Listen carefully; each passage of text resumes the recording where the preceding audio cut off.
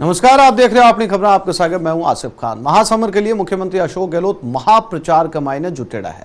आज मैराथन रैलियां करी। अलवर रे थानागाजी कमाईने दौसा उम्मीदवार सविता मीणा रे समर्थन कमाईने जनसभा ने संबोधित कर्यो। एक बाद सीएम गहलोत सवाई माधोपुर रे गंगापुर सिटी पहुंचा, जठे बे नमो नारायण मीणा रे समर्थन कमाईने रैली ने संबोधित करी।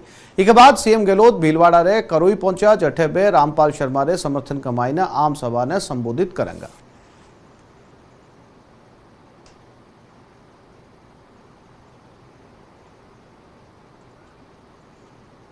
तो लोकसभा चुनाव को काउंटडाउन शुरू हो चुके हैं और अब सगला बड़ा नेता सीएम लगातार प्रदेश के तूफानी दौरे के ऊपर है। इस दौरान थानागाजी अलवर, गंगापुर सिटी सवाई माधोपुर और कारोई भीलवाड़ा के मायने बे जनसभा ने संबोधित करी और बीजेपी पर जमकर बरसा।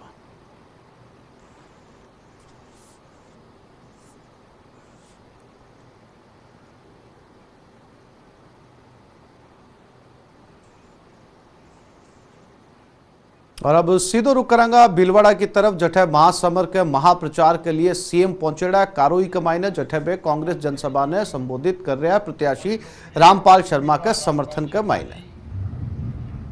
हमारे वरिष्ठ नेता रामलाल जाट, पूर्व मंत्री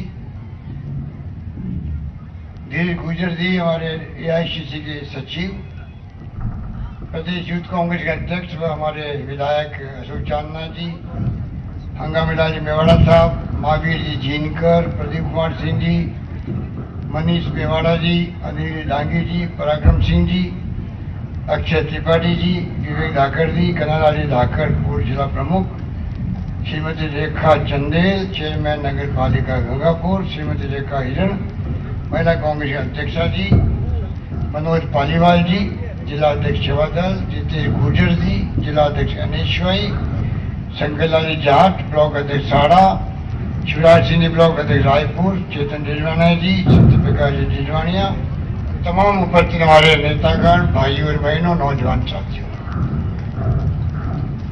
मुझे बहुत पसंद था कि आज रामनवमी और अम्बेडकर जयंती के अवसर पर आप सबके बीच में आने का सौभाग्य मिला।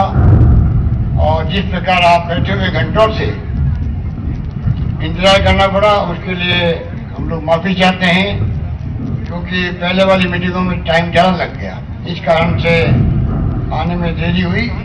फिर भी आप लोग यहाँ पर जमे रहे, ये इस बात का प्रतीक है कि आपका आशीर्वाद, आपका सहयोग, आपका समर्थन हम सबके साथ, इस कारण से आपने इंतजार करना मंजूर किया, उसके लिए मैं आपका धन्यवाद करना चाहता हूँ। मेरे पूर्व वक्तों से बातें कही आपको, आप लोग भीलवाड़ा के लोग हैं, जानते हैं कि यहाँ का अपना एक अलग इतिहास रहा है। अभी सब नाम गिनाए, रामपाल शर्मा जी ने एक के बाद एक कितने नेता यहाँ पर हुए जिन्होंने संघर्ष करके अपना स्थान बनाया। शिवचंद्र माथुर जी हो, गिरिधर जी व्यास हो, जो एमपी बने यहाँ पर, रामपाल उपाध्याय जी हो, उन सबने भीलवाड़ा के विकास में योगदान दिया। मोहनलाल सुगाड़े जी के वक्त से ही यहाँ पर उद्योग लगाने का सिलसिला शुरू हुआ। उसके कारण से औद्योगिक नगरी भी कहलाती है भीलवाड़ा, हम सबको मालूम है। हम सब अपील करना आए हैं कि सबकी सलाह से राहुल गांधी जी ने रामपाल शर्मा जी को आपके यहाँ से लोकसभा चुनाव के लिए उम्मीदवार घोषित किया, इस विश्वास के साथ में कि भीलवाड़ा की जनता उनको अपना आशीर्वाद देगी, उनको कामयाब करेगी और वो चुनाव जीत करके आपके बीच में आते जाते रहेंगे, आपके सुख दुख में साथ निभाएंगे और भीलवाड़ा के विकास की आवाज को दिल्ली में बुलंद करेंगे। मैं आपसे निवेदन करूंगा कि और धन्यवाद दूंगा आपको कि आपने कैलाश त्रिवेदी जी को एक बार फिर कामयाब किया, उसके लिए आपको बहुत बहुत धन्यवाद। और अब समय आ गया कड़ी जोड़ने का। अगर आप कड़ी जोड़ोगे, आपका एमएलए आपका हो, एमपी भी आपका हो, तो जाकर के मैं समझता हूं कि फिर पैरवी करने में कमी नहीं रहती है। कड़ी जुड़ती है, आवाज बुलंद होती है। दिल्ली की पंचायत में हमारे एमपी पैरवी करेंगे, राजस्थान की भी, भीलवाड़ा की भी, आपके क्षेत्र की, तो स्टेट गवर्नमेंट को इमदाद ज्यादा मिलती है। जरूरी है कि हम राजस्थान में सरकार बनाई, उस सरकार को मजबूत प्रदान करने के लिए भी हमारा फर्ज बनता है कि हम पार्लियामेंट के अंदर कोई कमी नहीं रखें। ये मैं आपसे मार्मिक अपील करना चाहता हूँ। हमने वादे किए हैं आपसे, राहुल गांधी जी ने कहा कर्जा माफ होना चाहिए। सरकार बनते हमने कोऑपरेटिव बैंक के कर्जे, भूमि विकास बैंक के कर्जे माफ किए, और जो कर्जे बच गए हैं तो हमने पहले ही कहा जो राष्ट्रीय बैंक हैं, नेशनल बैंक हैं, वो दिल्ली केंद्र सरकार की होती है। बातचीत चल रही उनसे। चुनाव के बाद में हम लोग चाहेंगे कि जो राष्ट्रीयकृत बैंक हैं उनके 2 लाख तक के कर्जे माफ हो, ये भी हमने तय कर रखा है। इस प्रकार से जो वादा किया वो वादा निभाया है। 5 साल तक के बिजली के दाम नहीं बढ़ेंगे, हमने कहा है। 1 लाख बिजली के कनेक्शन को देने के लिए जून तक की मैंने बात की थी, वो आधे कनेक्शन लग चुके, बाकी लग रहे हैं। गरीबों के लिए 2 रुपए किलो के बजाय 1 रुपए किलो गेहूं देंगे। 1,01,74,000 लोगों को बड़ा फैसला किया है। जिस प्रकार डॉक्टर मनमोहन सिंह जी ने और सोनिया गांधी जी ने मां नरेगा योजना लागू करी, जो विश्व की सबसे बड़ी योजना थी, जिसमें 100 दिन की गारंटी थी रोजगार की। आपको मालूम है राहुल गांधी जी ने अभी मैनिफेस्टो लाए हैं, उसमें उसी योजना को 100 दिन के बजाय कानून के अंतर्गत 150 दिन का रोजगार मिलेगा, ये कह दिया गया है। इस प्रकार से बहुत प्रगतिशील कदम उठाए राहुल गांधी जी ने कई, जो आपकी जानकारी कर रहे हैं। इसी प्रकार जो बीमारियों में हमने 600 दवाएं फ्री करी थी पहले। अभी सरकार बनते हमने कहा है कि एक तो हार्ट की बीमारी, एक किडनी की बीमारी, एक कैंसर की बीमारी, इलाज होने के बाद में दवाएं बहुत महंगी होती है। हमने कहा कि कैंसर की, हार्ट की और किडनी की दवाएं भी सरकार फ्री देगी, ये हमने घोषणा कर दिया। बेरोजगारी भत्ता अलग दे रहे हैं हम लोग, शुरू कर दिया हम लोगों ने। वृद्धावस्था पेंशन, विधवा पेंशन भी हमने 500 की 750 और 750 की 1000 कर दी गई है। तो किसानों का अलग पेंशन शुरू कर रहे हैं हम लोग, जो लघु व सीमांत किसान हैं उनको अलग पेंशन मिलेगी। वो फैसला भी सरकार ने कर लिया, आपकी जानकारी में होगा। 10% आर्थिक आधार पर जो गरीब हैं, जो SC के नहीं है, ST के नहीं, OBC के नहीं है, उनके लिए भी 10% का आरक्षण का हमने यहाँ पर लागू कर दिया राजस्थान के अंदर। अब नौकरी लगेगी भविष्य में, एडमिशन होंगे तो उसके आधार पर राजस्थान में भी होंगे। गौ सेवा अनुदान की बढ़ोतरी की गई है 5 साल तक करीब। जो मैंने कहा आपको कि अभी हमें त्रिवेदी साहब कह रहे थे कि जो आवारा पशु है, ये प्रॉब्लम आपके खाली भीलवाड़ा की, साड़ा की नहीं है, पूरे राजस्थान के किसान दुखी है उससे। गो पंच हो, कोई गाय हो या भैंस हो या कोई भी हमारा पशु हो, उसकी दिक्कत खेतों में भी आती है, मौलों में आती है, एक्सीडेंट होते हैं, पशुधन के लग जाती है, आदमी मर जाता है या लग जाती, घायल हो जाता है। उसके लिए हम लोग सोच रहे हैं कोई ऐसी स्कीम बनाएंगे चुनाव के बाद में। अभी तो कोड ऑफ कंडक्ट है, पर ये हमारी प्रायोरिटी के अंदर है, कोई ऐसी स्कीम बने जिससे कि राजस्थान किसानों को बड़ी राहत मिल सके और आम लोगों को तकलीफ नहीं हो। ये मैं आपको निवेदन करना चाहता हूँ। राहुल गांधी जी ने जो 6,000 रुपये प्रति माह, ये पूरी दुनिया में ऐसी कोई स्कीम नहीं बनी है। 6,000 रुपये प्रति माह देश के करीब 25 करोड़ लोगों को मिलेगा। इसका मतलब साल में 72,000 रुपये मिलेंगे। इसलिए दिए जा रहे हैं जिससे कि वो पैसा खर्च कर सके अपने बच्चों पर, अपने घर वालों पर। दवाइयों के अलावा कोई खाने वाली चीजें हैं, कपड़े लेते हैं, पैसा मार्केट में खर्च होता है, वापिस डिमांड बढ़ती है वस्तुओं की, फैक्ट्री में उत्पादन बढ़ता है तो रोजगार बढ़ता है, और पैसा जब सर्कुलेट होता है तो आर्थिक स्थिति मजबूत होती है देश के अंदर।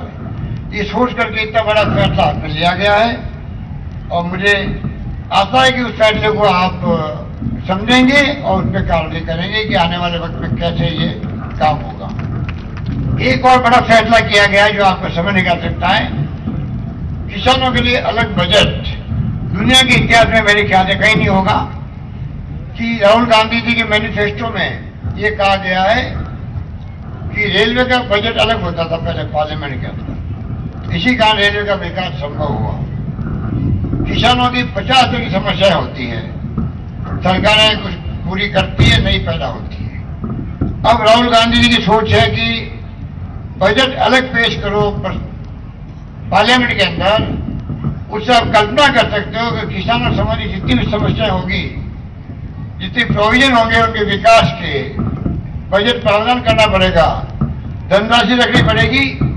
बजट के माध्यम से पूरा देश देखेगा, सुनेगा और पूछ सकेगा सरकार को भाई आपने बजट में प्रोविजन किया, उसका क्या हो रहा है। ये बहुत क्रांतिकारी कदम उठाया गया है और ये सब बातें देख करके ही नरेंद्र मोदी जी घबरा गए हैं। उनकी तरह राहुल गांधी जी कोई बात कहेंगे तो करके दिखाएंगे, उनकी तरह खाली झूठे वादे नहीं करेंगे, उनकी तरह जुमलेबाजी नहीं करेंगे। काला धन लेके आऊंगा, 1 रुपया लेके नहीं आया, महंगाई कम कर दूंगा, कोई महंगाई कम नहीं हुई। किसान बर्बाद अलग हुआ है, ऊपर का पूरा मूल्य मिलता नहीं उसको। 2 करोड़ नौजवान नौकरी दूंगा प्रति वर्ष, कोई वादा पूरा नहीं हुआ। 15 लाख की बातें छोड़ दो, खाते मारे। तो इस प्रकार से राज करना मैं समझता हूँ, पहली बार मैंने अनुभव किया है कि राज इस प्रकार से 5 साल निकले हैं कि पूरी तरह घृणा का माहौल है, नफरत का माहौल है, अविश्वास का माहौल है, संवेदनहीनता का माहौल है और हिंसा का माहौल है। ऐसे देश आगे नहीं बढ़ सकता है। जब तक सभी जाति सभी धर्म के लोग मिलकर नहीं चलेंगे तब तक हम प्रगति नहीं कर सकते हैं। और राहुल गांधी जी कहते हैं कि भी हमारी कोई दुश्मनी किसी से नहीं है, ना बीजेपी से, ना हमारी अदालत कोई आरएसएस से है। खाली हम अपनी नीति बताएंगे, वो अपनी नीति बताए। हमारे कार्यक्रम क्या गरीबों के लिए, उनके कार्यक्रम क्या है, हमारे सिद्धांत क्या देश के लिए, वो बताए, हम अपनी बात कहें। ये जो आप बैठे हुए ये लोकतंत्र है जिसमें सबको हाथ जोड़ना पड़ता है आपको, गरीब से गरीब आदमी को भी, क्योंकि वोट का एक मालिक, एक वोट का धनी वो भी है। और ये व्यवस्था की है गांधी जी के वक्त में, पंडित नेहरू ने, सरदार पटेल ने, मौलाना अबुल कलाम आजाद ने, अम्बेडकर साहब की जयंती है, उन्होंने संविधान बनाया, वो आज तक कायम है हमारे यहाँ पर। उसके आधार पर सारे फैसले होते हैं और इसीलिए आज मान सम्मान कायम है आप लोगों का। पाकिस्तान की तरह नहीं है कि वहां पर बंदूकों का राज और सैनिकों का शासन हो जाए। इसलिए आज मोदी जी 5 साल के बाद में बजाय इसके कि मुद्दा आधारित बात करे, नीतियों की बात करे, सिद्धांत की बात करे, कार्यक्रमों की बात करे, अपनी उपलब्धि बताए। और एक बार फिर से सीधो रुख करांगा भीलवाड़ा की तरफ, जड़ा सीएम अशोक गहलोत संबोधित कर रहे हैं। राजस्थान का मुख्यमंत्री के रूप में मेरा फर्ज बनता है कि मैं प्रदेश की जनता को, आप सबको आगाह करूं कि समय बहुत खराब है, आपको समझना पड़ेगा। धन बल की कमी नहीं उनके पास में, ट्रैक्टर भर भर के पैसा बांटा जा रहा है उम्मीदवारों को, और उम्मीदवारों के आगे पता नहीं क्या करेंगे वो लोग, समझ सकते हो आप लोग। नोटबंदी के बाद में इतना धन इकट्ठा हो गया, 5 सितारा कल्चर वाली उनकी होटलें बन रही, होटलें क्या बन रही, उनके ऑफिस बन रहे हैं।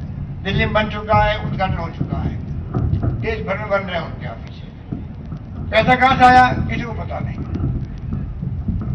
और पार्टी के पास पैसा ही नहीं देने के लिए, और बीजेपी के पास पहले कमी नहीं है। ये कैसे हो गया, कोई जादू हो गया है? अरे जादूगर तो मैं हूं, और वो जादू कौन से लिया? मोदी जी। मोदी जी आपने कौन जादू कर दिया कि आपके पास पार्टी के पास पहले कमी नहीं है? आप लुटा रहे हो पैसा चुनाव जीतने के लिए, बांट रहे हो, पता नहीं क्या क्या करते हो आप लोग। पैसा आया कहां से? वो ब्लैक मनी खत्म कर दूंगा मैं, नोटबंदी करी थी तो क्या ब्लैक मनी खत्म हो जाएगी, आतंकवाद खत्म हो जाएगा और नक्सलवादी कमर टूट जाएगी। ना तो नक्सलवादी कमर टूटी, ना आतंकवाद खत्म हुआ, ना ब्लैक मनी खत्म हुई। लाइन में लगवा दी आप लोगों को, जिनके पास ब्लैक मनी थी आप तो बैंकों के आगे खड़े थे, और जिनके पास पैसे थे वो अड्डे जी भर भर करके काले धन की बैंकों के पीछे से गए, कर्मचारी अधिकारी मिले, दिए पैसे, पुराने नए नोट लेके बाहर निकल गए, आपको पता ही नहीं पड़ सका। इस प्रकार पैसा जो है करोड़ों अरबों रुपये इकट्ठे किए इन लोगों के। इसलिए मैंने कहा लोकतंत्र खतरे में है, संविधान खतरे में है और देश खतरे में है। ये बात मैं नहीं कह रहा हूं। अगर हिंदुस्तान के तमाम विपक्षी पार्टी एकजुट होकर कहे, उसको हम क्या कहेंगे, आप सोच सकते हो। इस माहौल में बदले की भावना से कार्रवाई हो रही है। सीबीआई के खुद के ऑफिस में छापा पड़ चुका है। अरे सीबीआई तो पुलिस वालों की छापा डालती है, ये तो हमने सुना है। रात को 2 बजे पीएमओ में बैठ करके कार्रवाई करवाई गई और दिल्ली पुलिस गई सीबीआई के हेडक्वार्टर पर रात को 2 बजे, जहाँ के बाद छापा डाला गया, फाइलें ले गए वहां से, सीबीआई डायरेक्ट को हटा दिया, फिर सुप्रीम कोर्ट ने वापस लगाया और गली निकाल के पुनः हटा दिया उसको। तो देश में जुडिशरी में दबाव है, आरबीआई कमजोर की जा रही है, तमाम तरीके की संस्थाएं कमजोर हो रही है। और ये जो पूरा देश में ये मोदी जी को ले डूबेगा, चाहे आरबीआई हो, चाहे जुडिशरी में हस्तक्षेप की बात हो, सीबीआई का, ईडी का, इनकम टैक्स के दुरुपयोग की बात हो, तमाम बातें मोदी जी की एनडीए गवर्नमेंट को ले डूबेगी। मैं आज आपको कहना चाहता हूँ, कृपा करके आप लोग समझने की कोशिश करें। जो बातें मैंने कही है उस पर चिंतन करें, मनन करें और संकल्प ले लें कि रामपाल शर्मा को जिताना है। रामपाल शर्मा कोई, ये तो एक उम्मीदवार तो निमित्त मात्र होता है। हमें इंदिरा गांधी का हाथ का निशान देखना है। इंदिरा गांधी के दिया हाथ का निशान हमारे पास में है। तिरंगे झंडे के त्याग, बलिदान, कुर्बानी की कहानी हमारे पास में, जो जेलों में बंद रहे, लाठियां खाई, गोलियां खाई, देश को आजाद करवाया। पंडित नेहरू 10 साल जेल में बंद रहे होंगे। उनके ऊपर कितने तरह के लांछन लगाते हैं लोग सोशल मीडिया के अंदर। नई पीढ़ी को गुमराह कर रहे हैं, आपको समझना पड़ेगा उसके लिए। नई पीढ़ी को मैं आगाह करना चाहता हूं कि आप लोग इनके भ्रम में नहीं आए। आने वाला कल आपका है। और मोदी जी, इनकी टीम जो है, जिस प्रकार से भ्रम फैला रही है सोशल मीडिया के माध्यम से, बहुत खतरनाक खेल खेला जा रहा है देश के अंदर। इसलिए हम सबकी ड्यूटी बनती है कि हम देश के हित में जो हमारे नेताओं ने त्याग बलिदान किए हैं। तो आपने खबरां के मायने फिलहाल इतना ही। नमस्कार।